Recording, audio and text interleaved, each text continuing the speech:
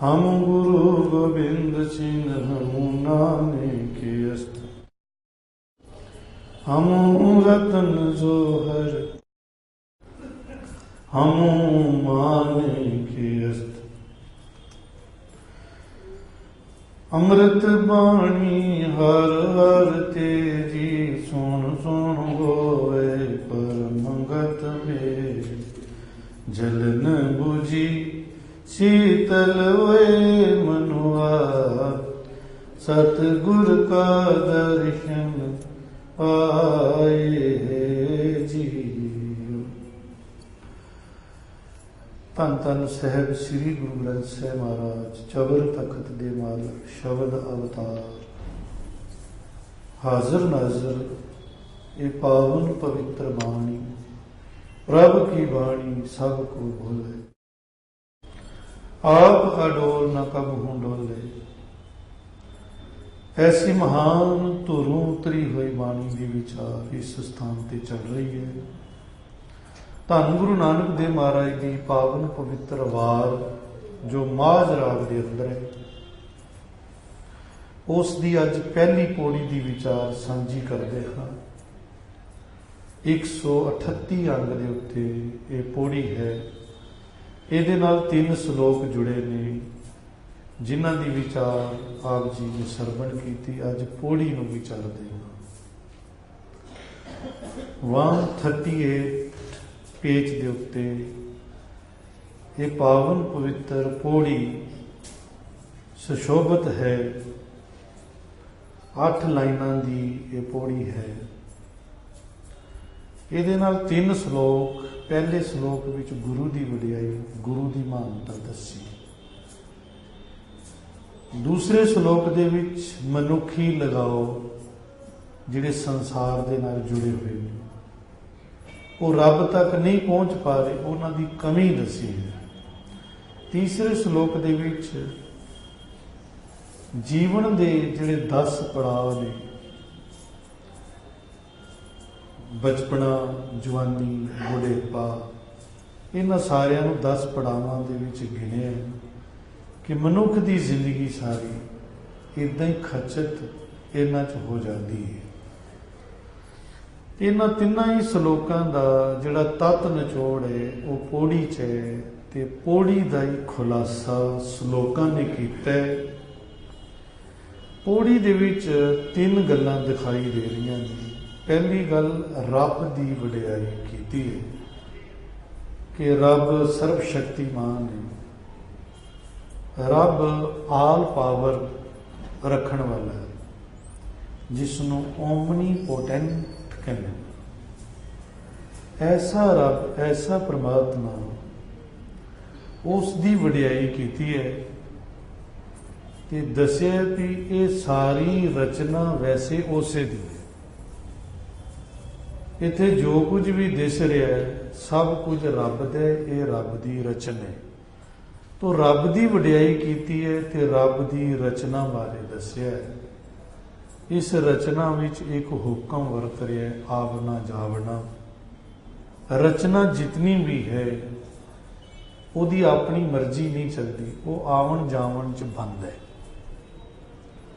तो आवन जावन दे एक गेड़ च पई हुई है, ते आवन जावन दे गेड़ चों जो निकल जाए उसकी फिर अगे गल की। ये 3 गल्लां ने। रब की गल है, रब की रचना की गल है, आवन जावन का हुक्म वरत रहा है। ये जीव का एक गेड़ है, ये राउंड है, और ये राउंड बार बार उत्थे ही हो जाता है। जिमें कि कोलू का बल्ब घूम घूम के दोबारा उत्थे ही आ जाता है। जिमें कि घूमन के पानी झुंदी घूमन के उत्थे घूमी जाओ, इदा ही जीव भी उत्थे ही घूमता रहता है। असी गए किते नहीं हाँ। ये जन्म साडा एक बार नहीं होया, कई बार होया, उत्थे ही खड़े असी। जन्म हुंदा है, जीवन हुंदा है, मरण हुंदा है, फिर जन्म हुंदा है, फिर जीवन हुंदा है, फिर मरण हुंदा है। ये एक गेड़ है।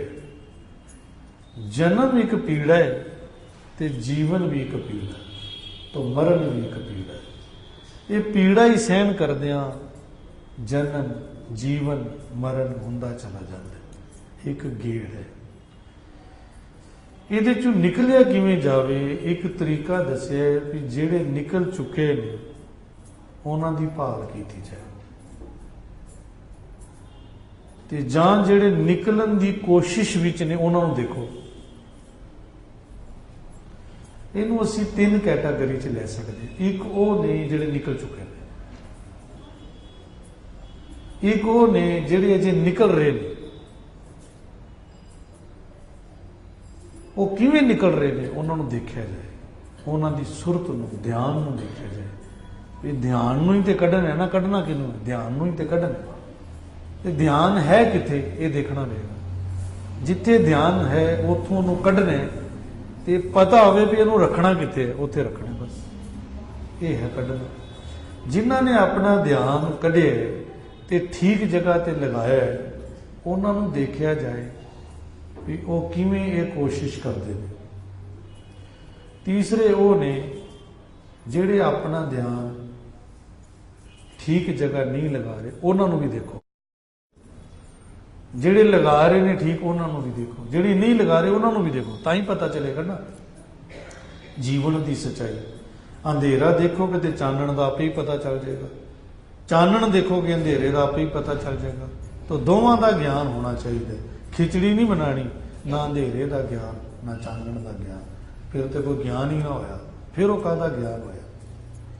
ਇਹ ਪੌੜੀ ਦੇ ਵਿੱਚ ਗੱਲ ਸਮਝਾਈਏ, ਆਓ ਇਹਦਾ ਦਰਸ਼ਨ ਕਰਦੇ ਹਾਂ। ਪਹਿਲੇ ਰੱਬ ਦੀ ਵਡਿਆਈ ਕਰਦੇ ਨੇ। ਪੌੜੀ ਤੂੰ ਕਰਤਾ ਪੁਰਖ ਆਗਮ ਹੈ, ਆਪ ਸ੍ਰਿਸ਼ਟ ਉਪਾਤੀ। ਰੱਬ ਨਾਲ ਸਿੱਧੀ ਡਾਇਰੈਕਟ ਗੱਲ ਕਰ ਰਹੇ ਨੇ ਕਿ ਤੂੰ ਕਰਤਾ ਪੁਰਖ ਹੈ। 2 ਲਫ਼ਜ਼ ਨੇ, ਕਰਤਾ ਪੁਰਖ। ਕਰਤੇ ਦਾ ਮਤਲਬ ਕਿ ਕ੍ਰੀਏਟਰ, ਤੇ ਪੁਰਖ ਦਾ ਮਤਲਬ ਐਵਰੀਵੇਅਰ, ਜੋ ਹਰ ਥਾਂ ਹੈ। ਕਰਤਾ ਮਨੇ ਕਰਨ ਵਾਲਾ, ਤੇ ਪੁਰਸ਼ ਮਨੇ ਜੋ ਕਰਦਾ ਹੈ ਉਹਦੇ ਵਿੱਚ ਰਹਿੰਦਾ ਹੈ। ਇਹ ਉਹਦੀ ਖੂਬੀ ਹੈ। ਅਗਰ ਉਹ ਬੰਦਾ ਬਣਾਉਂਦਾ ਹੈ ਤੇ ਬੰਦੇ ਵਿੱਚ ਰਹਿੰਦਾ ਹੈ, ਹਵਾ ਬਣਾਉਂਦਾ ਹੈ ਤੇ ਹਵਾ ਵਿੱਚ ਵੀ ਮੌਜੂਦ ਹੈ, ਛਿਪਕਲੀ ਬਣਾਉਂਦਾ ਹੈ, ਚਿਮਟੀ ਬਣਾਉਂਦਾ ਹੈ ਤੇ ਉਹਦੇ ਵਿੱਚ ਵੀ ਰਹਿੰਦਾ ਹੈ, ਅਲੱਗ ਨਹੀਂ ਹੁੰਦਾ। ਇਥੋਂ ਤੱਕ ਸੱਪ ਬਣਾਵੇ, ਮਗਰਮੱਛ ਬਣਾਵੇ, ਉਹਦੇ ਵਿੱਚ ਵੀ ਰਹਿੰਦਾ ਹੈ। ਇਹੀ ਤੇ ਪੁਰਖ ਹੈ। ਪੁਰਖ ਮਨੇ ਜੋ ਪੂਰਿਆ ਹੋਇਆ, ਪੂਰਨ, ਓਮਨੀ ਪ੍ਰੈਜ਼ੈਂਟ। ਸਾਹਿਬ ਜੀ ਇਹ ਕਹਿੰਦੇ ਨੇ ਕਿ ਤੂੰ ਕਰਤਾ ਪੁਰਖ ਹੈ, ਇਹ ਤੇਰਾ ਲੱਛਣ ਹੈ, ਤੇਰਾ ਗੁਣ ਹੈ। ਹੋਰ ਤੂੰ ਅਗੰਮ ਵੀ ਹੈ। ਅਗੰਮ ਦਾ ਮਤਲਬ ਕਿ ਜਿਸ ਨੂੰ ਤੂੰ ਬਣਾਇਆ ਹੈ ਉਹ ਤੇਰੇ ਬਾਰੇ ਸੋਚ ਵੀ ਨਹੀਂ ਸਕਦਾ ਤੂੰ ਕੀ ਹੈ।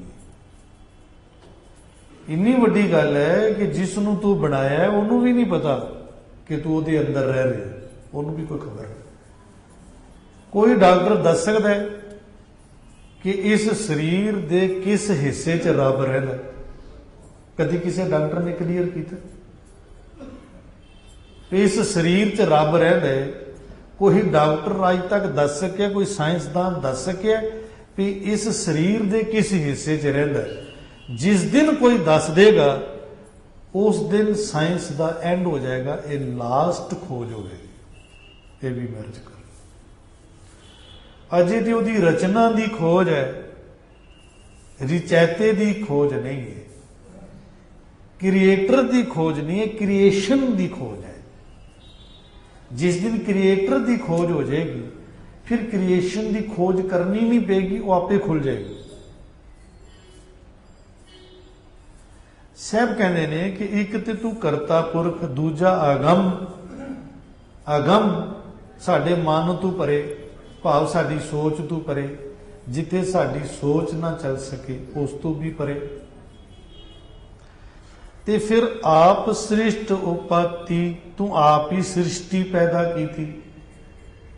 ਇੰਨਾ ਵੱਡਾ ਸੂਰਜ ਕੋਈ ਨਹੀਂ ਬਣਾ ਸਕਦਾ, ਇੰਨਾ ਵੱਡਾ ਦਰਿਆ ਕੋਈ ਸਾਇੰਸਦਾਨ ਨਹੀਂ ਬਣਾ ਸਕਦਾ, ਇੰਨਾ ਵੱਡਾ ਸਾਗਰ, ਇੰਨੀ ਵੱਡੀ ਪ੍ਰਿਥਵੀ, ਇੰਨਾ ਵੱਡਾ ਆਕਾਸ਼ ਕੋਈ ਬਣਾ ਸਕਦਾ? ਕੋਈ ਨਹੀਂ ਬਣਾ ਸਕਦਾ। ਖੋਜ ਕਰ ਸਕਦਾ ਕੋਈ, ਬਣਾ ਨਹੀਂ ਸਕਦਾ। ਪਾਣੀ ਦੀ ਖੋਜ ਸਾਇੰਸਦਾਨ ਕਰ ਸਕਦੇ ਨੇ, ਪਾਣੀ ਬਣਾ ਨਹੀਂ ਸਕਦੇ। ਹਵਾ ਦੀ ਖੋਜ ਕਰ ਸਕਦੇ ਨੇ, ਹਵਾ ਬਣਾ ਨਹੀਂ ਸਕਦੇ। ਹਵਾ ਦੇ ਸੋਰਸ ਉਹਨਾਂ ਨੂੰ ਪਤਾ ਚਲੇ ਪੇੜਾਂ ਚੋਂ ਮਿਲਦੀ ਹੈ, ਚਲੋ ਠੀਕ ਹੈ। ਉਹ ਰੱਬ ਦੇ ਸਿਸਟਮ ਨੂੰ ਸਮਝ ਸਕਦੇ ਨੇ, ਪਰ ਉਹ ਸਿਸਟਮ ਨੂੰ ਬਣਾ ਨਹੀਂ ਸਕਦੇ। ਹਾਂ, ਉਸ ਸਿਸਟਮ ਦੀ ਰਖਵਾਲੀ ਕਰ ਸਕਦੇ ਨੇ, ਉਸ ਸਿਸਟਮ ਨੂੰ ਸੰਭਾਲ ਸਕਦੇ ਨੇ, ਬਣਾ ਨਹੀਂ ਸਕਦੇ। ਪਾਣੀ ਰੱਬ ਨੇ ਬਣਾਇਆ, ਉਹਨੂੰ ਸੰਭਾਲ ਸਕਦੇ ਨੇ, ਬਣਾ ਨਹੀਂ ਸਕਦੇ। ਬਣਾਉਣ ਵਾਲਾ ਰੱਬ ਆਪ ਹੈ, ਇਸੇ ਲਈ ਉਹਨੂੰ ਕਰਤਾ ਪੁਰਖ ਹੈ ਨਾ। ਇਸ ਦੁਨੀਆ 'ਚ ਕੋਈ ਵੀ ਕਰਤਾ ਨਹੀਂ ਹੋ ਸਕਦਾ।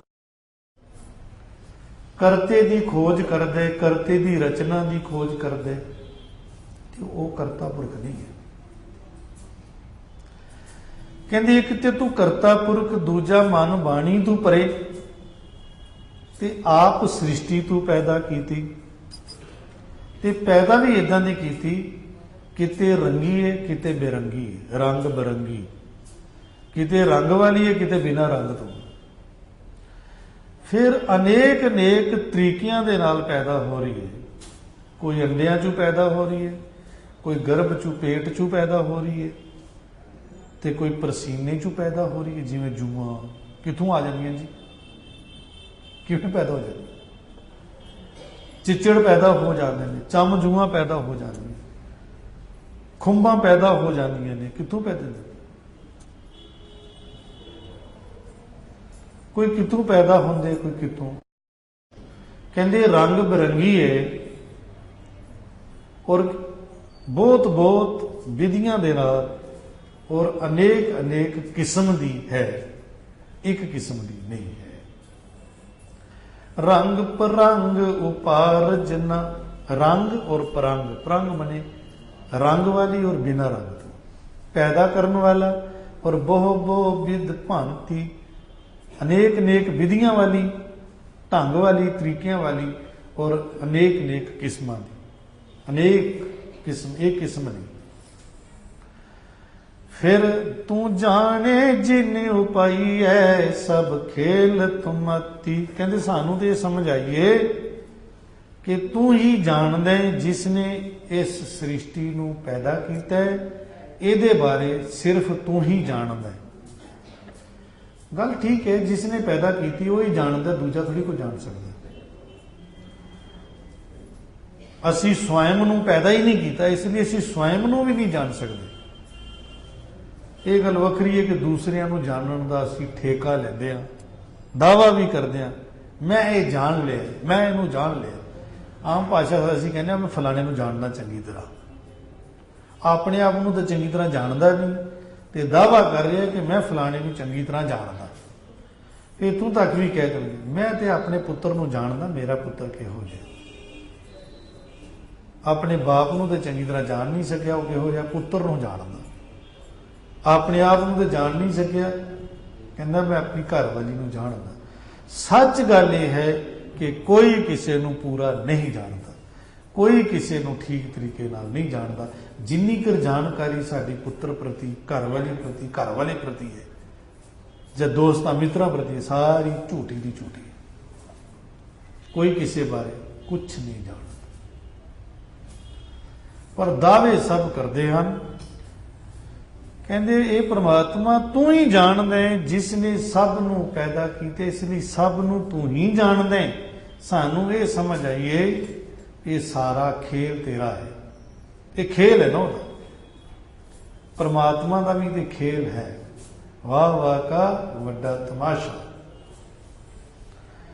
ਇੱਕ ਤਮਾਸ਼ਾ ਹੀ ਤੇ ਰਚਿਆ ਹੋਇਆ ਹੈ। ਅਸੀਂ ਸਵੇਰੇ ਨਿਕਲਦੇ ਹਾਂ, ਸਾਰੇ ਸੰਸਾਰ ਅੰਦਰ ਕੀ ਹੁੰਦਾ, ਕਦੇ ਖੇਲ ਹੀ ਤੇ ਹੋ ਰਿਹਾ। ਸ਼ਾਮ ਤੱਕ ਮੁੜ ਕੇ ਆਓ ਤਾਂ ਕਦੀ ਸੋਚੋ ਕਿ ਮੈਂ ਸਾਰਾ ਦਿਨ ਕੀ ਦੇਖਿਆ।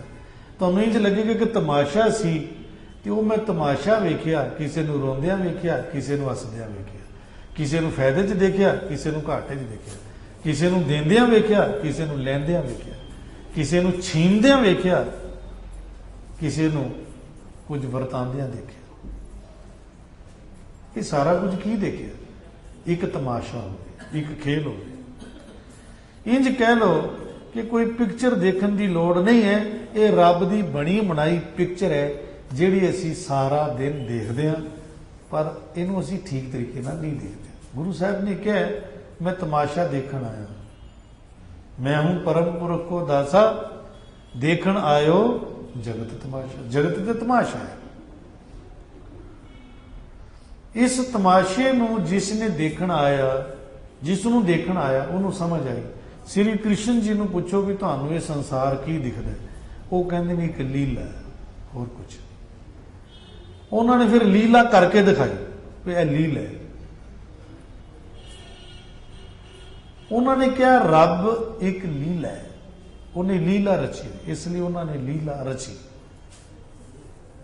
श्री राम नूं पूछो भी की है, वो कहते ने मर्यादा है, सिस्टम है। उन्होंने सिस्टम नूं समझाया।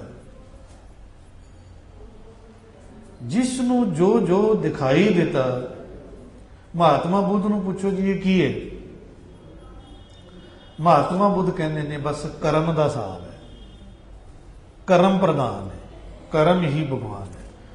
वो तो कहते कोई भगवान नहीं है, वो नहीं मानते। उन्होंने क्या कोई कह दिए कि भगवान है। महात्मा बुद्ध ने क्या अगर कह दिए भगवान है, ये लोगों को की फर्क पैंदा, अगर कह दिए नहीं हैगा तो भी की फर्क पैंदा। उन्होंने क्या ये गल कहो ही ना। उन्होंने एक गल कही, कहते एक गल तो मनते कि दुख हैगा भी, तो कौन नहीं मनता दुख हैगा। कहते दुख हैगा कि नहीं हैगा, सारे मनो, कहते हाँ जी दुख हैगा। उन्होंने कहा भी दुख का इलाज मेरे को है, कि दुख कित्थों उत्पन्न होंदा है, आओ मैं तुहानूं तरीका दसदा। उन्होंने कहा दुख वासना तो पैदा होता है, वासना खत्म हो जाए तो दुख खत्म हो जाता है।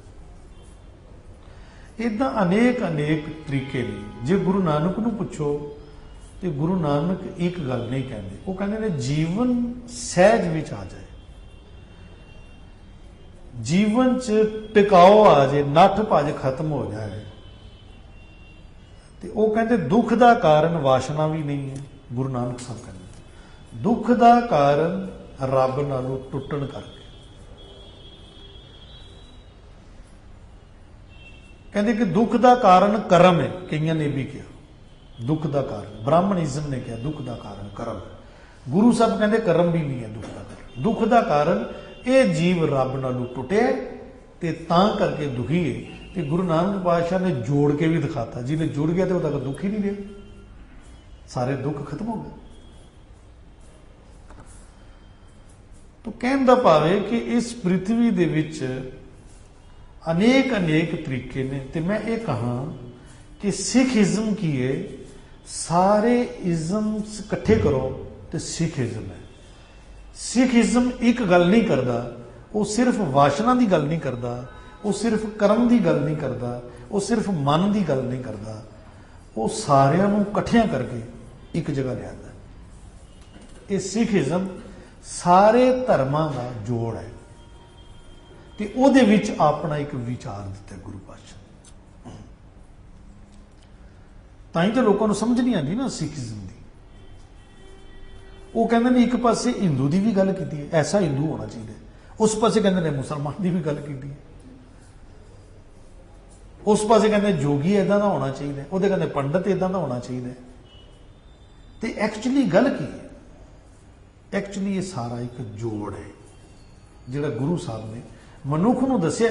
तो सारिਆਂ ਦਾ जोड़ एक दस्सिया गुरु पातशाह ने, वो है सहज। सहज का रस्ता है, सहज नूं समझना, सिੱਖੀ नूं समझना है। जिन्हें सहज नूं नहीं समझिया उन्हें सिੱਖੀ नूं नहीं समझिया। सहज समझ विच आ जाए तो सारे धर्मां दा उत्थे समझ आ जाती, सारे धर्मां दी उत्थे पता चल जाता है कि मेरे अंदर सब कुछ ही आ गया।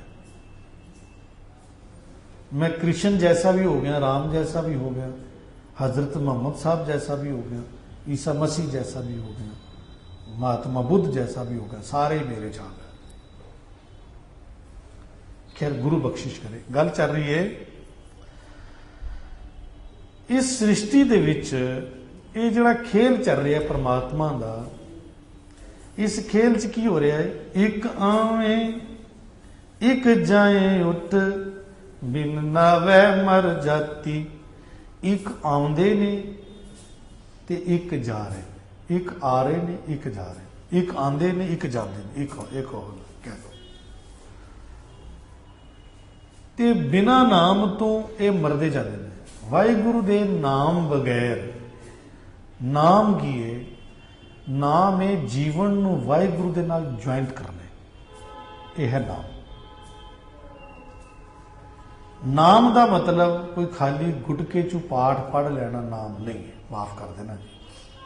ਨਾਮ ਦਾ ਮਤਲਬ ਕੋਈ ਮਾਲਾ ਪਕੜ ਕੇ ਵੀ ਨਾਮ ਨਹੀਂ। ਨਾਮ ਦਾ ਮਤਲਬ ਕਿਸੇ ਇੱਕ ਮੰਤਰ ਦਾ ਰਟਨ ਵੀ ਨਹੀਂ ਹੈ ਕਿ ਮੈਂ ਰਾਮ ਰਾਮ ਜਪ ਲਵਾਂ ਉਹ ਨਾਮ ਹੈ, ਜਾਂ ਵਾਹਿਗੁਰੂ ਵਾਹਿਗੁਰੂ ਜਪ ਲਾ ਉਹ ਨਾਮ ਹੈ। ਵਾਹਿਗੁਰੂ ਦੇ ਨਾਲ ਜੁਆਇੰਟ ਕਰਨਾ, ਆਪਣੇ ਆਪ ਨੂੰ ਜੋੜਨਾ ਹੈ। ਤੇ ਜੁੜੇਗਾ ਕੌਣ? ਧਿਆਨ। ਧਿਆਨ ਨੂੰ ਜੋੜਨਾ ਹੈ, ਤੇ ਜੋੜਨ ਵਾਸਤੇ ਚਾਹੀਦਾ ਹੈ ਨਾਮ, ਪਾਰਟੀਕੂਲਰ ਇੱਕ ਨਾਮ। ਉਸ ਨਾਮ ਦੇ ਨਾਲ ਜਦੋਂ ਧਿਆਨ ਜੁੜਦਾ ਹੈ ਤੇ ਉਹ ਨਾਮ ਰੱਬ ਨਾਲ ਜੁੜਿਆ ਹੋਇਆ। ਇਹ ਹੈ ਨਾਮ। ਸਾਹਿਬ ਜੀ ਕਹਿੰਦੇ ਇੱਕ ਜਾ ਰਹੇ ਨੇ, ਇੱਕ ਆ ਰਹੇ ਨੇ, ਪਰ ਬਿਨਾਂ ਨਾਮ ਤੋਂ ਸਾਰੇ ਮਰਦੇ ਜਾਂਦੇ ਨੇ। ਜੀਵਨ ਜਿਹੜੇ ਨੇ ਉਹ ਦੁਆਰੇ ਦੁਆਰੇ ਉੱਥੇ ਹੀ ਘੁੰਮਦੇ ਰਹਿੰਦੇ ਨੇ। ਜੰਮਣਾ ਮਰਨਾ ਇਹ ਚੱਲਦਾ ਰਹਿੰਦਾ। ਪਰ ਇਹ ਜੰਮਣਾ ਮਰਨਾ ਕਿਸ ਤਰ੍ਹਾਂ ਖਤਮ ਹੁੰਦਾ ਹੈ? ਖਤਮ ਹੁੰਦਾ ਜਦੋਂ ਜੀਵਨ ਵਾਹਿਗੁਰੂ ਦੇ ਨਾਲ ਜੁੜ ਜਾਂਦਾ ਹੈ। ਤੇ ਜੁੜਦਾ ਕਿਸ ਤਰ੍ਹਾਂ? ਕਹਿੰਦਾ ਜੁੜਨ ਵਾਸਤੇ ਗੁਰੂ ਚਾਹੀਦਾ। ਗੁਰੂ ਕੌਣ? ਗੁਰੂ ਸ਼ਬਦ। ਗੁਰੂ ਕੌਣ ਹੈ? ਗੁਰੂ ਹੈ ਗਿਆਨ। ਗਿਆਨ ਤੋਂ ਵੱਡਾ ਕੋਈ ਗੁਰੂ ਨਹੀਂ ਹੈ। ਗਿਆਨ ਹੀ ਗੁਰੂ ਹੈ। ਤੇ ਗਿਆਨ ਦੀ ਜਿਗਿਆਸਾ ਅੰਦਰ ਜਾਗੇ ਕਿ ਮੈਨੂੰ ਗਿਆਨ ਮਿਲੇ, ਕਿਉਂਕਿ ਗਿਆਨ ਦਾ ਮਿਲਣਾ ਹੀ ਗੁਰੂ ਦਾ ਮਿਲਣਾ ਹੈ। ਗੁਰੂ ਇੱਕ ਮੱਤ ਹੈ, ਵਿਜ਼ਡਮ ਹੈ। ਇਹ ਵਿਜ਼ਡਮ ਨੂੰ ਸਿੱਖੀਜ਼ਮ 'ਚ ਗੁਰੂ ਕਿਹਾ। ਸ੍ਰੀ ਗੁਰੂ ਗ੍ਰੰਥ ਸਾਹਿਬ ਜੀ 10 ਪਾਤਸ਼ਾਹੀਆਂ ਦੀ ਵਿਜ਼ਡਮ, ਡਿਵਾਈਨ ਵਿਜ਼ਡਮ, ਉੱਪਰੋਂ ਉਤਰੀ ਹੋਈ ਬੁੱਧ, ਇਹ ਹੈ ਗੁਰੂ। ਅਕਲ ਗੁਰੂ, ਅਕਲ। ਤੇ ਇਸ ਗੁਰੂ ਨੂੰ, ਇਸ ਅਕਲ ਨੂੰ ਜਦੋਂ ਆਪਣੀ ਅਕਲ 'ਚ ਲਿਆਂਦਾ ਜਾਵੇ ਤੇ ਉਹਦੇ ਲਈ ਜਿਹੜੇ ਤਰੀਕੇ ਹਨ ਉਹ 2-3 ਤਰੀਕੇ ਮੈਨੂੰ ਲੱਗੇ ਨੇ ਆਪਣੇ ਹਿਸਾਬ ਨਾਲ, ਜਿਹੜੇ ਮੈਂ ਦੇਖੇ। ਇੱਕ ਤੇ ਗਿਆਨ ਉਤਪੰਨ ਹੁੰਦੇ ਦੁੱਖ ਤੋਂ। ਜੀਵਨ 'ਚ ਦੁੱਖ ਪੈਦਾ ਹੁੰਦਾ ਤੇ ਬੰਦਾ ਸੋਚਦਾ ਕਿਉਂ ਪੈਦਾ ਹੋਇਆ,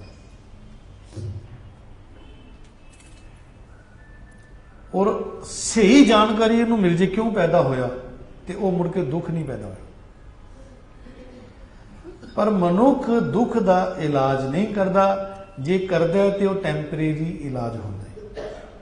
ਪਰ ਦੁੱਖ ਤੇ ਇੱਕ ਰਸਤਾ ਦੱਸਦਾ ਹੈ। ਜੇ ਕਹਿ ਲਓ ਕਿ ਪਹਿਲਾ ਬੰਦੇ ਦਾ ਗੁਰੂ ਹੀ ਦੁੱਖ ਹੈ ਤੇ ਇਹਦੇ 'ਚ ਕੋਈ ਸ਼ੱਕ ਨਹੀਂ, ਕਿਉਂਕਿ ਦੁੱਖ ਦੀ ਜਦੋਂ ਚੋਟ ਲੱਗਦੀ ਹੈ ਤੇ ਫਿਰ ਬੜੇ ਬੜੇ ਬੰਦੇ ਜਿਹੜੇ ਨੇ ਸਿੱਧੇ ਹੋ ਜਾਂਦੇ ਨੇ। ਦੁੱਖ ਇਸ ਲਈ ਕਹਿੰਦੇ ਕਿ ਬਾਣੀ ਵਿਚਾਰਦੇ ਰਹਿਣਾ ਚਾਹੀਦਾ ਹੈ। ਬਾਣੀ ਵਿਚਾਰਦੇ ਰਹੋ ਤੇ ਇੱਕ ਰਸਤਾ ਪਤਾ ਚੱਲਦਾ ਹੈ ਕਿ ਕਿਹੜੇ ਪਾਸੇ ਜਾਣਾ ਹੈ। ਜੀਵਨ 'ਚ ਦੁੱਖ ਹੈ, ਅਗਿਆਨਤਾ ਕਾਰਨ ਹੈ ਨਾ, ਗਿਆਨ ਨਹੀਂ ਹੈ, ਸਮਝ ਨਹੀਂ ਹੈ। ਇਸ ਵਾਸਤੇ ਸਮਝ ਆਪਣੇ ਤਰੀਕੇ ਦੀ ਹੈ ਜਿਹੜੀ ਮੈਂ ਬਣਾਈ ਹੋਈ, ਉਹ ਸਮਝ ਹੈ। ਜਿਹੜੀ ਸਹੀ ਸਮਝ ਹੈ ਉਹ ਗੁਰਬਾਣੀ, ਕਿਉਂਕਿ ਗੁਰਬਾਣੀ ਸਮਝ ਉੱਤੇ ਮੋਹਰ ਲੱਗੀ ਹੈ ਗੁਰੂ ਦੀ, ਇਹ ਉੱਪਰ ਉਤਰਿਆ ਗਿਆਨ। ਜਿਹੜਾ ਸਾਡੇ ਕੋਲ ਗਿਆਨ ਹੈ ਉਹ ਸਾਡੇ ਆਪਣੇ ਤਰੀਕੇ ਦਾ, ਜਿਸ ਨੂੰ ਅਸੀਂ ਬਣਾ ਲਿਆ, ਮਿੱਥ ਲਿਆ। ਦੁੱਖ ਦੀ ਚੋਟ ਲੱਗਦੀ ਹੈ, ਬੜੇ ਬੜੇ ਸਤਸੰਗੀ ਹੋ ਜਾਂਦੇ ਨੇ। ਇੱਕ ਅਰਜ਼ ਹੋਰ ਕਰੋ, ਤੁਸੀਂ ਮੰਦਰਾਂ 'ਚ, ਗੁਰਦੁਆਰਿਆਂ 'ਚ ਜ਼ਿਆਦਾ ਬੰਦੇ ਦੁਖੀ ਦੇਖੋਗੇ। ਇਸ ਦਾ ਮਤਲਬ ਦੁੱਖ ਨਹੀਂ ਉਹਨਾਂ ਨੂੰ ਧਰਮ ਵਾਲੇ ਪਾਸੇ ਪ੍ਰੇਰਿਆ। ਤੇ ਮਾਫ ਕਰ ਦੇਣਾ, ਬੜੇ ਬੜੇ ਅੰਮ੍ਰਿਤਧਾਰੀ ਵੀ ਦੇਖੇ ਮੈਂ, ਉਹ ਪਿੱਛੇ ਉਹਦੇ ਕਾਰਨ ਦੁੱਖ ਹੀ ਹੈ ਕਿ ਦੁੱਖ ਨੇ ਮਜਬੂਰ ਕੀਤਾ ਤੇ ਹੁਣ ਉਹ ਗੁਰੂ ਵਾਲੇ ਹੋ ਗਏ। ਪਹਿਲੇ ਦੇ ਆਕੜੇ ਹੁੰਦੇ ਸਨ। ਤੇ ਜਿਹੜਾ ਦੁੱਖ ਦੀ ਚੋਟ ਖਾ ਕੇ ਬਦਲ ਜਾਏ ਤੇ ਫਿਰ ਦੁੱਖ ਉਹਦੇ ਲਈ ਦਾਰੂ ਹੋਇਆ ਨਾ, ਤਾਂ ਹੀ ਕਿ ਦੁੱਖ ਦਾਰੂ ਹੈ। ਦੁੱਖ ਫਿਰ ਗੁਰੂ ਹੋਇਆ ਨਾ ਉਹਦਾ। ਦੂਸਰਾ, ਗਿਆਨ ਵਾਲੇ ਪਾਸੇ ਕੋਈ ਅਜੀਬ ਕਿਸਮ ਦਾ ਸੀਨ ਦਿਖ ਜਾਏ ਤੇ ਉਹਨੂੰ ਬੜਾ ਅਚੰਭਾ ਹੁੰਦੇ, ਸਰਪ੍ਰਾਈਜ਼ ਹੁੰਦੇ, ਉਹ ਬੰਦਾ ਗਿਆਨ ਵਾਲੇ ਪਾਸੇ ਫਿਰ ਤੁਰਦਾ ਹੈ।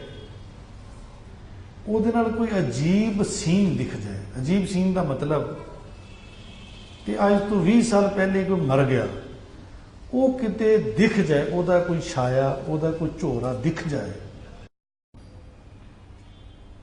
ਤਾਂ ਬੰਦੇ ਦੇ ਅੰਦਰ ਕੁਝ ਕੰਬਣੀ ਛਿੜਦੀ ਹੈ, ਕਿਉਂਕਿ ਇਹ ਉਹਨੇ ਪਹਿਲਾਂ ਨਹੀਂ ਸੀ ਦੇਖਿਆ। ਬੰਦਾ ਆਮ ਤੌਰ ਤੇ ਜੋ ਕੁਝ ਇਹਨੂੰ ਜਾਣਕਾਰੀ 'ਚ ਹੈ ਨਾ, ਉਸੇ ਨੂੰ ਸਭ ਕੁਝ ਸਮਝੀ ਬੈਠਾ ਹੈ।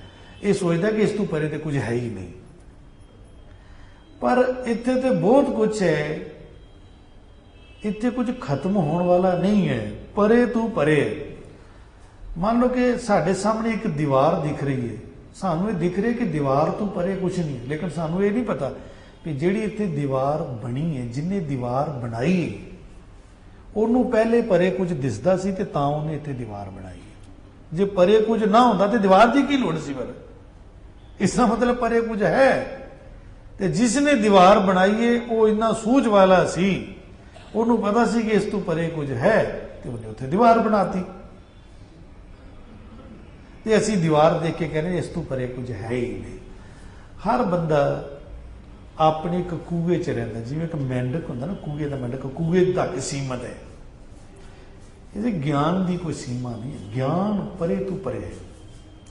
ਪਰ ਸਾਨੂੰ ਗਿਆਨ ਉਹ ਚਾਹੀਦਾ ਜਿਹੜਾ ਸਾਡੇ ਜੀਵਨ ਨੂੰ ਬਦਲ ਦੇਵੇ। ਤੇ ਮੈਂ ਅਰਜ਼ ਕਰ ਰਿਹਾ ਸੀ, ਅਗਰ ਕੋਈ ਅਜੀਬ ਸੀਨ ਉਹਦੇ ਸਾਹਮਣੇ ਆਉਂਦਾ ਹੈ ਤੇ ਉਹਦੇ ਅੰਦਰ ਇੱਕ ਸ਼ਰਧਾ ਬਣਦੀ ਹੈ, ਇੱਕ ਪਿਆਰ ਬਣਦਾ ਹੈ, ਉਹ ਧਰਮ ਦੇ ਰਸਤੇ ਤੇ ਤੁਰਦਾ ਹੈ।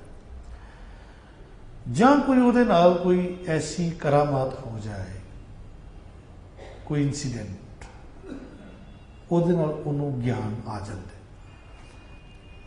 ਆਮ ਤੌਰ ਤੇ ਨਾਰਮਲ ਜ਼ਿੰਦਗੀ ਦੇ ਵਿੱਚ ਗਿਆਨ ਬੰਦਾ ਲੈਂਦਾ ਵੀ ਨਹੀਂ, ਤੇ ਗਿਆਨ ਨੂੰ ਲੈਣ ਵਾਸਤੇ ਉਹਦੇ ਕੋਲ ਬੈਲੈਂਸ ਵੀ ਨਹੀਂ ਹੁੰਦਾ।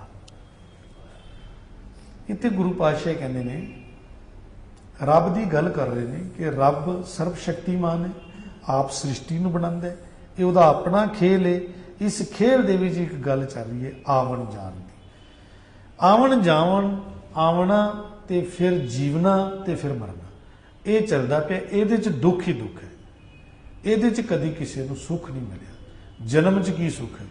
ਸਵਾਏ ਦੁੱਖ ਤੋਂ ਕੁਝ ਹੈ ਹੀ ਨਹੀਂ। ਜੀਵਨ 'ਚ ਕਦੀ ਦੇਖ ਲਓ, ਇੱਕ 80 ਸਾਲ ਦੇ ਬੁੱਢੇ ਨੂੰ ਪੁੱਛੋ ਤੂੰ ਕਦੀ ਸੁੱਖ ਦੇਖਿਆ? ਉਹ ਕੀ, ਕਦੀ, ਅੱਜ ਤੱਕ ਨਹੀਂ। ਮਨ ਦੀ ਸ਼ਾਂਤੀ ਮੈਨੂੰ ਅੱਜ ਤੱਕ ਨਸੀਬ ਨਹੀਂ, ਹੋਣੀ ਵੀ ਨਹੀਂ। ਕਿਉਂਕਿ ਜੀਵਨ ਅਗਰ ਰੱਬ ਨਾਲੋਂ ਟੁੱਟਿਆ ਹੈ, ਤੇ ਚਾਹੇ 80 ਸਾਲ ਦਾ ਹੋਵੇ, ਚਾਹੇ 100 ਸਾਲ ਦਾ ਹੋਵੇ, ਉਸ ਤੋਂ ਵੀ ਜ਼ਿਆਦਾ ਹੋਵੇ, ਤੇ ਉੱਥੇ ਸੁੱਖ ਨਹੀਂ ਹੋਏਗਾ, ਉਹ ਸੁਖੀ ਨਹੀਂ ਹੋਵੇਗਾ। ਫਿਰ ਇਸ ਜੀਵਨ ਨੂੰ ਠੀਕ ਕਰਨ ਵਾਸਤੇ ਕੀ ਕੀਤਾ ਜਾਏ? ਇੱਥੇ ਕਹਿੰਦੇ ਗੁਰੂ ਚਾਹੀਦਾ। ਗੁਰੂ ਹੈ ਗਿਆਨ, ਤੇ ਗਿਆਨ ਵੀ ਅਨੇਕ ਕਿਸਮ ਦਾ ਬੰਦਾ ਤੇ ਭੁਲੇਖੇ 'ਚ ਪੈ ਜਾਏਗਾ। ਇਸ ਲਈ ਅਸੀਂ ਰੋਜ਼ ਪੜ੍ਹਦੇ ਹਾਂ ਕਿ ਗੁਰੂ ਮਾਨਿਓ ਗ੍ਰੰਥ, ਕਿ ਗੁਰੂ ਗ੍ਰੰਥ ਸਾਹਿਬ ਜੀ ਨੂੰ ਹੀ ਗਿਆਨ ਮੰਨੋ। ਗਿਆਨ ਗੁਰੂ ਹੈ, ਇਹਨੂੰ ਹੀ ਆਪਣਾ ਗੁਰੂ ਮੰਨੋ, ਤਾਂ ਜੋ ਤੁਹਾਨੂੰ ਭੁਲੇਖਾ ਨਾ ਪਵੇ। ਗੁਰਮੁਖ ਰੰਗ ਚਲੂ ਲਿਆ ਰੰਗ ਹਰ ਰੰਗ ਰਾਤੀ। ਹੁਣ ਗੁਰੂ ਨੇ ਕੀ ਕੀਤਾ? ਗੁਰਮੁਖ ਦਾ ਅਰਥ ਗੁਰੂ। ਗੁਰੂ ਨੇ ਕੀ ਕੀਤਾ ਕਿ ਗੂੜਾ ਰੰਗ, ਲਾਲ ਰੰਗ ਉਹਨੂੰ ਚਾੜ ਦਿੱਤਾ, ਉਹਦੇ ਮਨ ਨੂੰ। ਮਨ ਵੀ ਦੇਖੋ ਅਨੇਕ ਰੰਗਾਂ 'ਚ ਰਹਿੰਦਾ ਹੈ। ਮਨ ਦੇ ਰੰਗ ਕਿਤੇ ਪੜੋ ਨਾ, ਸਾਰਾ ਦਿਨ ਅੱਜ ਅਸੀਂ ਕਿਸ ਕਿਸ ਰੰਗ 'ਚ ਰਹੇ ਆ। ਦੇਖੋ, ਸਵੇਰ ਤੋਂ ਜ਼ਿੰਦਗੀ ਸ਼ੁਰੂ ਹੁੰਦੀ ਹੈ, ਇਹ ਬੰਦਾ ਆਪਣੇ ਰੰਗ ਬਦਲਦਾ ਰਹਿੰਦਾ। ਏਦਾਂ ਇੱਕ ਗੁਰੂ ਵੀ ਇਸ ਮਨ ਨੂੰ ਰੰਗ ਬਖਸ਼ਦਾ ਹੈ। ਉਹ ਰੰਗ ਹੈ ਆਨੰਦ ਦਾ ਰੰਗ। ਆਨੰਦ, ਇੱਕ ਮਸਤੀ ਗੁਰੂ ਬਖਸ਼ਦਾ ਹੈ। ਕਹਿੰਦੇ ਜਦੋਂ ਗੁਰੂ ਨੇ ਉਹ ਗੂੜਾ ਰੰਗ ਇਸ ਨੂੰ ਚੜਾ ਦਿੱਤਾ, ਆਨੰਦ ਦਾ ਰੰਗ, ਤੇ ਉਸ ਰੰਗ ਦੇ ਵਿੱਚ ਇਹ ਰਤਿਆ ਗਿਆ। ਉਸ ਰੰਗ ਦੇ ਵਿੱਚ ਰਤਿਆ ਹੋਇਆ ਉਹਨੂੰ ਇਹ ਸਮਝ ਆ ਗਈ ਕਿ ਇਹ ਜੀਵਨ ਹੈ। ਗੁਰਮੁਖ ਰੰਗ ਚਲੂ ਲਿਆ ਰੰਗ ਹਰ ਰੰਗ ਰਾਤੀ। ਹੁਣ ਉਹਦੇ ਰੰਗ 'ਚ ਰਤਿਆ ਰਹਿੰਦਾ ਹੈ। ਇਸ ਤੋਂ ਅੱਗੇ ਸਾਹਿਬ ਕਹਿ ਰਹੇ ਨੇ, ਇੱਕ ਹੁਕਮ ਕਰ ਰਹੇ ਨੇ ਸਾਨੂੰ, ਸੋ ਸੇਵੋ ਸਤ ਨਿਰੰਜਨੋ ਹਰ ਪੁਰਖ ਬਿਦਾਤੀ। ਉਸ ਮਾਲਕ ਨੂੰ ਸੇਵੋ। ਸੇਵੋ ਮਨੇ ਉਹਦੇ ਨਾਲ ਸੰਬੰਧ ਜੋੜੋ।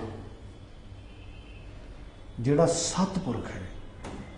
ਸਤਿਪੁਰਖ ਮਨੇ ਹਮੇਸ਼ਾ ਰਹਿਣ ਵਾਲਾ, ਤਾਂ ਜੋ ਤੁਸੀਂ ਵੀ ਸਤਿਪੁਰਖ ਹੋ ਸਕੋ, ਤੁਹਾਡੇ 'ਚ ਵੀ ਟਿਕਾਓ ਆ ਸਕੇ, ਤੁਹਾਡੇ ਅੰਦਰ ਵੀ ਥਿਰਤਾ ਪੈਦਾ ਹੋ ਸਕੇ, ਜਿਵੇਂ ਵਾਹਿਗੁਰੂ ਥਿਰ ਹੈ।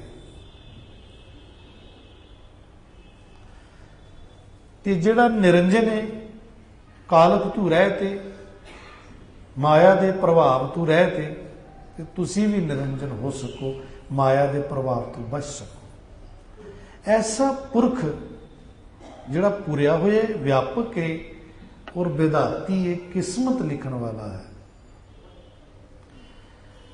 ਐਸੇ ਰੱਬ ਜੀ ਨੂੰ ਤੁਸੀਂ ਸੇਵੋ, ਧਿਆਵੋ, ਉਹਦੇ 'ਚ ਧਿਆਨ ਜੋੜੋ, ਆਰਾਧਨ,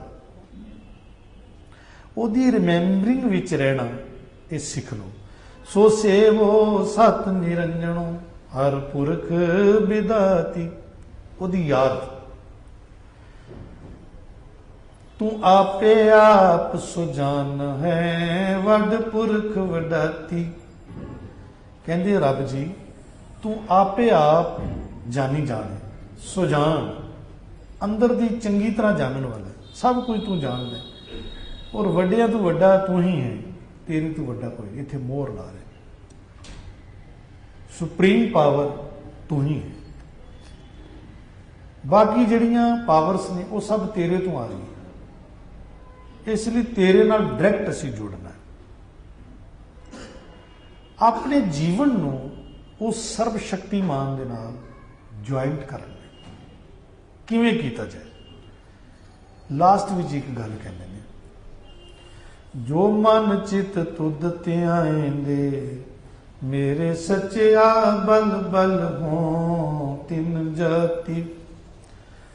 ਜੋ ਮਨ ਵਿੱਚ ਔਰ ਆਪਣੇ ਚਿੱਤ ਵਿੱਚ ਤੈਨੂੰ ਧਿਆਉਂਦੇ ਨੇ, ਇਹ ਮੇਰੇ ਸੱਚਿਆ ਰੱਬ, ਮੈਂ ਉਹਨਾਂ ਤੋਂ ਬਲ ਬਲ ਜਾਣਾ, ਬਲਿਹਾਰ ਜਾਣਾ, ਕੁਰਬਾਨ ਜਾਣਾ, ਭਾਵ ਕਿ ਮੈਂ ਆਪਣਾ ਜੀਵਨ ਉਹਨਾਂ ਦੇ ਮੁਤਾਬਕ ਚਲਾਉਣ ਲਈ ਤਿਆਰ ਹਾਂ।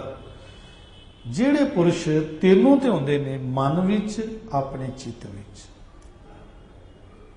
ਇਹ ਸਭ ਤੋਂ ਮੁਸ਼ਕਲ ਕੰਮ ਹੈ। ਦੇਖੋ, ਮਨ ਵਿੱਚ ਕੋਈ ਧਿਆ ਰਿਹਾ ਹੈ, ਸਾਨੂੰ ਮਨ ਦੀ ਸਮਝ ਹੋਏਗੀ ਤੇ ਤਾਂ ਹੀ ਪਤਾ ਚੱਲੇਗਾ ਨਾ ਕਿ ਇਹ ਮਨ ਕਰਕੇ ਧਿਆ ਰਿਹਾ ਕਿ ਨਹੀਂ ਧਿਆ ਰਿਹਾ। ਉਪਰੂ ਤੇ ਲੱਗ ਰਿਹਾ ਵੀ ਇਹਦੇ ਕੋਲ ਮਾਲਾ ਵੀ ਹੈਗੀ ਹੈ, ਗੁਟਕਾ ਵੀ ਹੈਗਾ ਵੇ, ਸਤਸੰਗ 'ਚ ਵੀ ਆ ਰਿਹਾ, ਉਪਰੂ ਤਾਂ ਦਿਖ ਰਿਹਾ, ਮਨ ਕਰਕੇ ਧਿਆ ਰਿਹਾ ਕਿ ਨਹੀਂ ਧਿਆ ਰਿਹਾ। ਇਹੀ ਤੇ ਮੁਸ਼ਕਲ ਪੁਆਇੰਟ ਹੈ। ਜਿਸ ਨੇ ਆਪਣੇ ਮਨ ਨੂੰ ਨਹੀਂ ਪੜਿਆ, ਉਹ ਦੂਸਰੇ ਦੇ ਮਨ ਨੂੰ ਨਹੀਂ ਪੜ ਸਕਦਾ। इस तन में मन को कोई गुरमुख देखे, इस तन च मन है पर उस मन नू कोई गुरमुख देखता है, कोई मने कोई एक अद्धा। मन नू ते देख ही नहीं पाता दुद्धा। ते सच है कि जिहड़ा मन नू देख लवे उहनू कोई प्रॉब्लम नहीं। इत्थे दो मन दे पार्ट दसे ने, मन ते चित, दो ने। वैसे मन दे पार्ट चार होंदे ने, ਉਹਨੂੰ ਗਿਣਿਆ ਮਨ, ਬੁੱਧ, ਚਿੱਤ, ਅਹੰਗ। ਇਹ ਚਾਰ ਪਾਰਟ ਹੁੰਦੇ ਨੇ ਮਨ ਦੇ। ਜਿਵੇਂ ਬਾਹਰ ਦੇ ਪਾਰਟ ਹੁੰਦੇ ਨੇ 6 ਪਾਰਟ ਹੁੰਦੇ ਨੇ, ਸਿਰ ਹੋ ਗਿਆ, ਬਾਹਾਂ ਹੋ ਗਈਆਂ, ਛਾਤੀ ਹੋ ਗਈ, ਛਾਤੀ ਤੋਂ ਥਰੜਾ ਹਿੱਸਾ ਪੇਟ ਵਾਲਾ ਹੋ ਗਿਆ, ਲੱਤ ਦੇ 2 ਹਿੱਸੇ ਹੋ ਗਏ, ਇਹ ਸਾਰੇ ਮਿਲਾ ਕੇ 6 ਪਾਰਟ ਬਾਹਰ ਦੇ। ਮਨ ਦੇ ਕਿਹੜੇ ਪਾਰਟ ਹੋ ਗਏ? ਮਨ ਦੇ ਪਾਰਟ ਜੋ ਸ਼ਾਸਤਰਾਂ ਨੇ ਦੱਸੇ ਨੇ, ਉਹਦਾ ਮਨ, ਬੁੱਧ, ਚਿੱਤ, ਅਹੰਗ। ਤੇ ਇਹਦੇ ਵਿੱਚੋਂ ਗੁਰੂ ਪਾਤਸ਼ਾਹ ਨੇ ਅੱਜ ਇੱਥੇ ਦੱਸਿਆ ਕਿ 2 ਚੀਜ਼ਾਂ ਨੂੰ ਜਾਣਿਆ, ਇੱਕ ਮਨ ਨੂੰ, ਇੱਕ ਚਿੱਤ ਨੂੰ। ਬਾਕੀ ਅਹੰਗ ਬੁੱਧ ਨੂੰ ਬੇਸ਼ੱਕ ਨਾ ਜਾਣੋ, ਉਹ ਫਿਰ ਆਪੇ ਪਤਾ ਚੱਲ ਜਾਂਦਾ। ਇੱਕ ਮਨ ਕੀ ਕਰਦਾ? ਮਨ ਟਰੈਵਲ ਕਰਦਾ, ਮਨ ਯਾਤਰਾ ਕਰਦਾ। ਮਨ ਕਿੱਥੇ ਯਾਤਰਾ ਕਰਦਾ? ਸਮੇਂ 'ਚ ਯਾਤਰਾ ਕਰਦਾ। ਮਨ ਲਈ ਕੋਈ ਬਾਹਰ ਰੋਡ ਥੋੜੀ ਬਣੀ ਹੋਈ ਕਿ ਜਿਸ ਰੋਡ ਦੇ ਉੱਤੇ ਚੱਲਦਾ ਹੈ ਮਨ। ਮਨ ਜਾਂਦਾ ਸਮੇਂ 'ਚ, ਮਨ ਟਰੈਵਲ ਕਰ ਰਿਹਾ। ਹੁਣ ਵੀ ਦੇਖ ਸਕਦੇ ਹੋ ਕਿੱਥੇ ਚਲਾ ਗਿਆ, ਜਾਂ ਫਿਊਚਰ 'ਚ ਚਲਾ ਗਿਆ ਜਾਂ ਪਾਸਟ ਵਿੱਚ ਚਲਾ ਗਿਆ, ਯਾਤਰਾ ਕਰ ਰਿਹਾ ਮਨ। ਮਨ ਦੀ ਯਾਤਰਾ ਫਿਊਚਰ 'ਚ ਚਲੀ ਜਾਏ ਤਾਂ ਚਿੰਤਾ ਉੱਠਦੀ ਹੈ। ਮਨ ਦੀ ਯਾਤਰਾ ਪਾਸਟ ਵਿੱਚ ਚਲੀ ਜਾਵੇ ਤੇ ਯਾਦਾਂ ਸਤਾਉਂਦੀਆਂ। ਪਾਸਟ ਵਿੱਚ ਕੀ ਹੈ? ਯਾਦ। ਫਿਊਚਰ ਵਿੱਚ ਕੀ ਹੈ? ਚਿੰਤਾ। ਜਦੋਂ ਆਪਣਾ ਫਿਊਚਰ ਵੇਖੇਗਾ ਤਾਂ ਚਿੰਤਾਤੁਰ ਹੋਏਗਾ, ਕੱਲ ਕੀ ਬਣੇਗਾ। ਮਨ ਫਿਊਚਰ ਵਿੱਚ ਗਿਆ ਤਾਂ ਚਿੰਤਾ ਤੋਂ ਕੋਈ ਨਹੀਂ ਰੋਕ ਸਕਦਾ ਇਹਨੂੰ। ਮਨ ਅਗਰ ਪਾਸਟ ਵਿੱਚ ਗਿਆ ਤੇ ਯਾਦਾਂ ਤੋਂ ਕੋਈ ਨਹੀਂ ਰੋਕ ਸਕਦਾ। ਮਸਕੀਨ ਸਾਹਿਬ ਕਹਿੰਦੇ ਵੀ ਇੱਕ ਖਾਂਦਾ ਇੱਕ ਜਲਾਉਂਦਾ। ਚਿੰਤਾ ਜਲਾਉਂਦੀ ਏ ਤੇ ਯਾਦਾਂ ਖਾਂਦੀਆਂ ਨੇ। ਦੋ ਹਿੱਸੇ, ਇੱਕ ਹਿੱਸੇ ਤੋਂ ਖਾਣ ਨੂੰ ਲੱਗਾ ਹੋਇਆ, ਦੂਸਰਾ ਹਿੱਸਾ ਜਿਹੜਾ ਜਲਾਉਣ ਨੂੰ ਲੱਗਾ। तो जीवन बेचैन है क्योंकि यात्रा ठीक नहीं हो रही। यात्रा प्रेजेंट च होनी चाहिए, ये नोट करना जी गल। मन ट्रैवल करे क्योंकि मन का काम है, करेगा ट्रैवल, पर मन जे ट्रैवलिंग कर रहे है फ्यूचर की तो प्रॉब्लम तो हो, चिंता तो आई। इस वास्ते तुसी देखोगे जीवन कोई भी ऐसा नहीं जिहड़ा चिंतातुर ना हो। कोई ऐसा है जिहड़ा चिंता तो बचे? कोई भी चिंता तो नहीं बचे। किसी को 4 कौड़ियां हैगियां ने, पैसे हैगे ने, ਉਹਦੇ सिर के उत्ते थोड़ा जिहा चिंता तो बचे। वो सोच रहा कि मैनू माया ने चिंता तो बचाया होया। अगर ਉਹਦੇ ਕੋਲ माया छीन लो फिर देखो दी चिंता। माया गई तब रोवन लगत है, माटी को पुत्रा कैसे नचत है, जब कछ पावे तब गर्भ करत है, माया गई तब रोवन लगत है। ਜਦੋਂ ਜੀਵਨ ਰੱਬ ਦੇ ਉੱਤੇ ਸੌਂਪਿਆ ਜਾਂਦਾ, ਸੌਂਪਣਾ ਕੀ? ਜੀਵਨ ਨੂੰ ਪ੍ਰੈਜ਼ੈਂਟ ਵਿੱਚ ਲਿਆਉਣਾ। ਹੁਣ ਕੀ ਕਰਨਾ ਇਹਦੇ ਚ ਲਿਆਉਣਾ। ਹੁਣ ਕੀ ਕਰਨਾ ਇਹ ਤੇ ਯਾਤਰਾ ਕਰ ਹੀ ਨਹੀਂ ਰਿਹਾ। ਯਾਤਰਾ ਦੀ ਰੋਂਗ ਹੈ, ਕਦੀ ਪਾਸਟ ਵਿੱਚ, ਕਦੀ ਫਿਊਚਰ ਵਿੱਚ, ਕਦੀ ਪਾਸਟ ਵਿੱਚ, ਕਦੀ ਫਿਊਚਰ ਵਿੱਚ। ਫਿਊਚਰ ਖਿੱਚ ਕੇ ਪਾਸਟ ਵਿੱਚ ਲਿਆਂਦਾ, ਪਾਸਟ ਖਿੱਚ ਕੇ ਫਿਊਚਰ ਚਲਾ ਜਾਂਦਾ। ਵਿਚਲਾ ਹਿੱਸਾ ਜਿਹੜਾ ਪ੍ਰੈਜ਼ੈਂਟ, ਉਹ ਪਤਾ ਹੀ ਨਹੀਂ ਹੈਗਾ ਕੀ ਕਰਨਾ। ਪ੍ਰੈਜ਼ੈਂਟ ਨੂੰ ਠੀਕ ਕਰੀਏ तो फिर पास्ट का भी ध्यान होता है कि पिछू मैं लंघ के आया। फिर वो पास्ट सतांदा नहीं है, यादां तंग नहीं करनी, तो फ्यूचर चिंतातुर नहीं होने देता। जे प्रेजेंट विच यात्रा कर रहे हो, जिसने प्रेजेंट गवाया वो प्रॉब्लम चलेगा। अपनी जिंदगी नूं रीड करो। इत्थे गुरु पातशाह ने कहा मन नूं समझो। मन विच हुण की हो रहा है। मन पास्ट विच ते नहीं चला गया, फ्यूचर विच ते नहीं चला गया। मन विच दूसरा हिस्सा मन का चित्त, चित्त चेते च की हो रहा है, चित्त विच की हो रहा है। जिसने चित्त नूं समझिया ते मन नूं समझिया, ये मन के बड़े अहम पार्ट ने। जे ये कह लो कि जिहड़ा चित्त है ना, चित्त ये यादां च लै जांदा है, ते जिहड़ा मन है ये चित्त यादां च चला जाता। यादां च जाण दा मतलब कि पास्ट विच चला जाता, क्योंकि यादां सारियां पास्ट विच आईयां। ते मन जिहड़ा है ये लै जांदा है फ्यूचर विच। ये दोवें मन दे ही पार्ट ने, एक थल्ले दा एक उपर दा। मन विच मन प्रेजेंट च आ जाए ते चित्त विच रब, ओदी याद, वो चेते आवे, बाकी सब कट। जो मन चित तुद ते आएंदे, जिहड़े ध्याउंदे ने तेनू, तेरा ध्यान धरदे ने चित्त विच ते मन विच, उन्हां दी गल चल रही है। ते कहंदे सच्चा, ये रब सच्चा, मैं उन्हां दे पिछे लग के चला, उन्हां तों बलिहार जावां। कई बारी सानू कोई पहुंचिया पुरख मिल जाए, असीं उहदे पैरीं हत्थ लाने। मैं समझना कि पैरीं हत्थ लाना ਇਹਦਾ 2 ਕੌਡੀਆਂ ਤੋਂ ਮੁੱਲ ਜ਼ਿਆਦਾ ਨਹੀਂ ਹੈਗਾ। ਉਹਦੇ ਪੈਰੀਂ ਹੱਥ ਲਾਉਣ ਦੀ ਲੋੜ ਨਹੀਂ, ਉਹਦੀ ਗੱਲ ਮੰਨਣ ਦੀ ਲੋੜ ਹੈ। ਅਗਰ ਉਹ ਸਿਆਣਾ ਹੋਏਗਾ ਤੇ ਉਹ ਮਨਾ ਕਰੇਗਾ ਕਿ ਮੇਰੇ ਪੈਰੀਂ ਹੱਥ ਕਿਉਂ ਲੈਂਦੇ, ਤੁਸੀਂ ਮੇਰੀ ਗੱਲ ਤਾਂ ਮੰਨਦੇ ਨਹੀਂ। ਗੱਲ ਮੰਨੋ ਨਾ, ਗੱਲ ਮੰਨ ਲਿਆ ਫਿਰ ਪੈਰੀਂ ਹੱਥ ਲਾਉਣ ਦੀ ਲੋੜ ਨਹੀਂ। ਫਿਰ ਲਾ ਵੀ ਦੇ ਤੇ ਕੋਈ ਦਿੱਕਤ ਨਹੀਂ, ਵੈਸੇ ਲੋੜ ਨਹੀਂ ਹੈ। ਲਾਇਆ ਤੇ ਉਹ ਕਹਿੰਦਾ ਠੀਕ ਹੈ, ਕੋਈ ਗੱਲ ਨਹੀਂ, ਪਰਵਾਹ ਨਹੀਂ। ਗੱਲ ਨਾ ਮੰਨਿਆ, ਖਾਲੀ ਪੈਰੀਂ ਹੱਥ ਲਾਇਆ, 2 ਕੌਡੀ ਮੁੱਲ ਨਹੀਂ ਉਹਦਾ। गल ते बचना दी पालना करन दी है। इते बल बल जान तू भावे है कि जेड़े तेरे राह ते तुरे, मैं उन्हां दा दीदार करा, भाव उन्हां दा संग करा। ते मैनू ते अंदर मन चित दा ज्ञान नहीं, पर बाहरों मैनू ਪਤਾ ਚੱਲ ਸਕਦਾ ਹੈ, ਪਹਿਲਾਂ ਬਾਹਰੋਂ ਐਕਸ਼ਨ ਤੋਂ ਪਤਾ ਚੱਲੇਗਾ। ਐਕਸ਼ਨ ਦੇ ਵਿੱਚ ਵੀ ਬੋਲ ਕੀ ਕਹਿ ਰਿਹਾ। ਪਹਿਲਾਂ ਬੋਲ ਹੈਗੇ, ਇਹ ਤਿੰਨ ਜ਼ਿਆਦਾ ਹੈਗੇ ਨੇ, ਇੱਕ ਕੰਨ, ਇੱਕ ਅੱਖਾਂ, ਇੱਕ ਮੂੰਹ। ਪਹਿਲੇ ਇੱਥੋਂ ਪਤਾ ਚੱਲਦਾ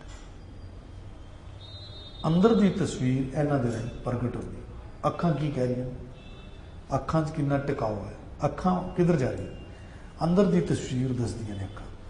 ਬੋਲ ਬਾਣੀ ਕੀ ਕਹਿ ਰਹੀ ਹੈ, ਬੋਲ ਬਾਣੀ ਵੀ ਅੰਦਰ ਦੀ ਤਸਵੀਰ ਨੂੰ ਬਿਆਨ ਕਰਦੀ। ਇਹ ਸੁਣਦਾ ਕੀ ਪਿਆ, ਇਹਦਾ ਧਿਆਨ, ਕਿਉਂਕਿ ਸੁਣਨਾ ਇਹ ਕੰਨਾਂ ਦਾ ਕੰਮ ਹੈ, ਧਿਆਨ ਇਹ ਧਿਆਨ ਦੇ ਨਾਲ ਸੰਬੰਧ ਰੱਖਦਾ।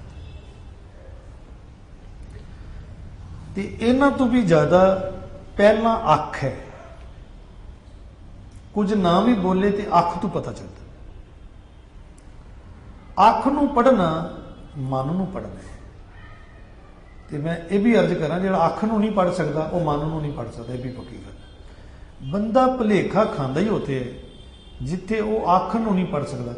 ਇਸ ਲਈ ਕਿਸੇ ਨੂੰ ਵੀ ਪੜ੍ਹਨਾ ਹੋਵੇ ਉਹਦੀ ਅੱਖ ਨੂੰ ਪੜ੍ਹੋ, ਚਾਹੇ 1000 ਵਾਰ ਪੜ੍ਹਨਾ ਪਵੇ, ਕਦੀ ਭੁਲੇਖਾ ਹੀ ਨਹੀਂ ਲੱਗੇਗਾ। ਪਰ ਪਹਿਲੇ ਆਪਣੀ ਅੱਖਾਂ ਤੇ ਪੜ੍ਹ ਲਈਏ ਤਾਂ ਹੀ ਪਤਾ ਚੱਲੇਗਾ ਨਾ ਦੂਜੇ ਦੀ। ਅੱਖ ਮਨ ਚਿੱਤ ਦੀ ਖਬਰ ਦਿੰਦੀ ਹੈ। ਇਸ ਲਈ ਕਹਿੰਦੇ ਅੱਖਾਂ ਕਦੀ ਝੂਠ ਨਹੀਂ ਬੋਲਦੀ। ਅੱਖਾਂ ਉਹੀ ਬੋਲਦੀਆਂ ਨੇ ਜੋ ਅੰਦਰ ਹੁੰਦਾ। ਜ਼ਬਾਨ ਝੂਠ ਫਿਰ ਬੋਲ ਸਕਦੀ ਹੈ, ਅੰਦਰ ਕੁਝ ਹੋਵੇ ਬਾਹਰ ਕੁਝ ਹੋ ਸਕਦਾ ਹੈ, ਪਰ ਅੱਖਾਂ ਨਹੀਂ। ਪਰ ਪਹਿਲਾਂ ਅੱਖਾਂ, ਫਿਰ ਜ਼ਬਾਨ, ਫਿਰ ਕੰਨ, ਤੇ ਫਿਰ ਜਾਂਦਿਆਂ ਜਾਂਦਿਆਂ ਅੰਦਰ ਜਾਇਆ ਜਾ ਸਕਦਾ। ਫਿਰ ਉਹਦਾ ਮਸਤਕ ਦੇਖਿਆ ਜਾ ਸਕਦਾ, ਉਹਦੇ ਮਸਤਕ 'ਚ ਕੀ ਹੋ ਰਿਹਾ, ਕਿਉਂਕਿ ਮਸਤਕ ਹੀ ਤੇ ਹੈ ਜਿਹੜਾ ਪੂਰੀ ਬੋਡੀ ਨੂੰ ਚਲਾ ਰਿਹਾ, ਪੂਰਾ ਹੈ ਹੀ ਤੇ ਉੱਪਰਲਾ ਹਿੱਸਾ ਹੈ। ਇਹ ਹੈ ਉਹਨਾਂ ਨੂੰ ਵੇਖ ਜਿਨ੍ਹਾਂ ਨੂੰ ਰੱਬ ਨੇ ਇਹ ਗੱਲ ਸਮਝਾਈ ਹੈ, ਆਪਣੇ ਆਪ ਦਾ ਗਿਆਨ ਦਿੱਤਾ ਹੈ। ਜੇ ਤੂੰ ਇਸ ਤਰ੍ਹਾਂ ਤੁਰੇਗਾ ਤੇ ਤੈਨੂੰ ਉਹਨਾਂ ਦੇ ਵਿੱਚ ਜੋ ਦਿਖੇਗਾ, ਫਿਰ ਤੂੰ ਉਹਨਾਂ ਵਰਗਾ ਹੋ ਜਾਏਗਾ, ਤੁਰ ਪਏਗਾ। ਤੇ ਉਹ ਵੀ ਲੱਭ ਰਹੇ ਨੇ, ਉਹ ਵੀ ਤਲਾਸ਼ ਕਰ ਰਹੇ ਨੇ ਕਿ ਕੋਈ ਇਦਾਂ ਦਾ ਮਿਲੇ, ਪਰ ਅਫਸੋਸ ਉਹਨਾਂ ਨੂੰ ਹੁੰਦਾ ਹੈ ਕਿ ਇਦਾਂ ਦਾ ਕੋਈ ਮਿਲਦਾ ਨਹੀਂ। ਤੇ ਜੇ ਮਿਲੇ ਤੇ ਉਹ ਵੀ ਤਲਾਸ਼ ਕਰਦੇ ਨੇ, ਜੇ ਕੋਈ ਉਹਨਾਂ ਦੀ ਤਲਾਸ਼ ਕਰੇ ਤੇ ਉਹ ਵੀ ਤਲਾਸ਼ ਕਰਦੇ ਨੇ। ਅਗਰ ਪਾਣੀ ਦੀ ਤਲਾਸ਼ ਅਸੀਂ ਕਰਦੇ ਹਾਂ ਤੇ ਪਾਣੀ ਵੀ ਸਾਡੀ ਤਲਾਸ਼ ਕਰਦਾ ਹੈ ਕਿ ਮੈਨੂੰ ਕੋਈ ਪੀ ਲੈ। ਅਗਰ ਅਸੀਂ ਰੋਟੀ ਦੀ ਤਲਾਸ਼ ਕਰਦੇ ਹਾਂ ਕਿ ਅਸੀਂ ਰੋਟੀ ਖਾਣੀ ਹੈ, ਰੋਟੀ ਵੀ ਸਾਡੀ ਤਲਾਸ਼ ਕਰਦੀ ਹੈ ਕਿ ਮੈਨੂੰ ਕੋਈ ਖਾ ਲੈ। ਦੋਏ ਪਾਸੇ ਤਲਾਸ਼ ਹੁੰਦੀ। ਰੱਬ ਦੀ ਤਲਾਸ਼ ਕਰਦੇ ਹਾਂ, ਰੱਬ ਵੀ ਸਾਡੀ ਕਰਦਾ। ਇਹ ਹੈ ਤਰੀਕਾ ਰੱਬ ਤੱਕ ਪਹੁੰਚਣ ਦਾ। ਸਭ ਤੋਂ ਪਹਿਲੇ ਧਿਆਉਣ ਵਾਲੇ, ਜਪਣ ਵਾਲੇ, ਤੇ ਫਿਰ ਉਸ ਤੋਂ ਬਾਅਦ ਜਪਵਾਉਣ ਵਾਲਾ ਗੁਰੂ, ਉਹਦੀ ਸਮਝ ਆਏਗੀ। ਫਿਰ ਗੁਰੂ ਤੋਂ ਫਿਰ ਉਹ ਪਰਮਾਤਮਾ ਸਰਬ ਸ਼ਕਤੀਮਾਨ, ਉੱਥੇ ਚਲਾ ਜਾਏਗਾ। ਰਸਤਾ ਇਹੀ ਹੈ, ਸਤ ਸੰਗੀਆਂ 'ਚ ਮਿਲਦਾ ਹੈ, ਸਤ ਸੰਗੀਆਂ 'ਚ ਗੁਰੂ ਤੱਕ ਪਹੁੰਚਿਆ ਜਾਂਦਾ ਹੈ, ਤੇ ਫਿਰ ਗੁਰੂ ਤੋਂ ਫਿਰ ਰੱਬ ਪਹੁੰਚਾ ਦਿੰਦਾ ਹੈ। ਆਓ ਇਸ ਪੂਰੀ ਪੌੜੀ ਨੂੰ ਪੜ੍ਹ ਲਈਏ। ਪੌੜੀ ਤੂੰ ਕਰਤਾ ਪੁਰਖ ਅਗੰਮ ਹੈ, ਆਪ ਸ੍ਰਿਸ਼ਟ ਉਪਾਤੀ, ਰੰਗ ਪਰੰਗ ਉਪਾਰਜਨਾ, ਬਹੁ ਬਹੁ ਬਿਦ ਭਾਂਤੀ। ਤੂੰ ਜਾਣੇ ਜਿਨ ਉਪਾਈ ਹੈ, ਸਭ ਖੇਲ ਤੁਮਾਤੀ।